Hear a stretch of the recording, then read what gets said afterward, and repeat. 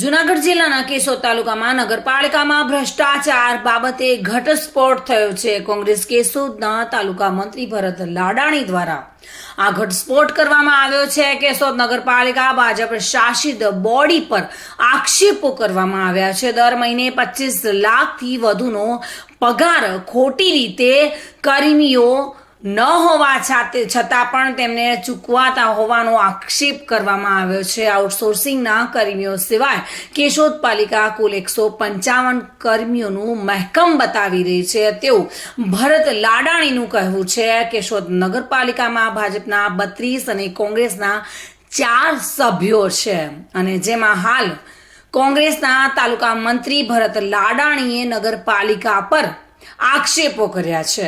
આવો જાણીશું શું કહી રહ્યા છે ભરત લાડાણી। 24 ના રોજ અમે એક માહિતી માંગેલી, જે માહિતી નગરપાલિકા દ્વારા એટલે કે રોશની શાખા, જળાશય શાખા, સેનેટરી શાખા, આવી જુદી જુદી શાખાઓ છે।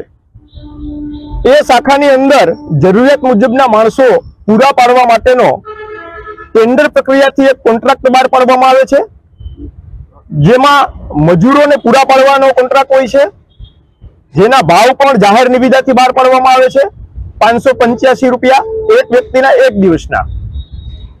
જે માહિતીઓ અમે માંગતા, માહિતી અમને ન આપી અને પાલિકાએ એવું કીધું કે તમે રેકર્ડ તપાસવા માટે અમારી કચેરીએ 5 વાગે આવો, જેનો મને પત્ર પણ લખ્યો, જે પત્ર પણ હું આપને મીડિયાને આપવાનો છું। રેકર્ડ સ્વરૂપે એટલે કાગળ સ્વરૂપે નથી આપવું, પણ તમને ખરાઈ કરવા માટે આવો, તમે વાંચવા માટે આવો। તમારી પાસે રેકર્ડ ઉપલબ્ધ છે તો તમને ભવિષ્યનો છે, કેમ કે તમે ખોટા બિલો નાખ્યા છે। 3.25 કરોડ રૂપિયાનું કૌભાંડ કેવી રીતે છે એ હું તમને વિગતવાર કહું।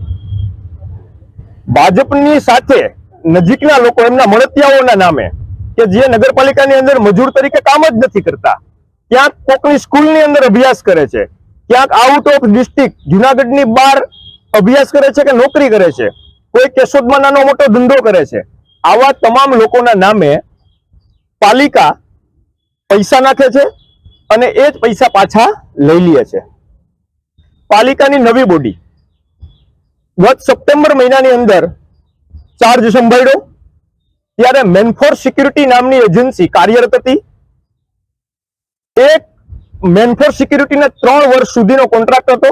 એ કોન્ટ્રાક્ટ પૂરો થાય પછી ફરી પાછું નગરપાલિકાએ જાહેર નિવિદાથી અખબારની અંદર પ્રસિદ્ધ કરી અને ભાવ મંગાવી અને નવી એજન્સીને આપવાનું હોય એના બદલે એમને મધુરાવલિયા સાથે bureau report, today Gujarati news.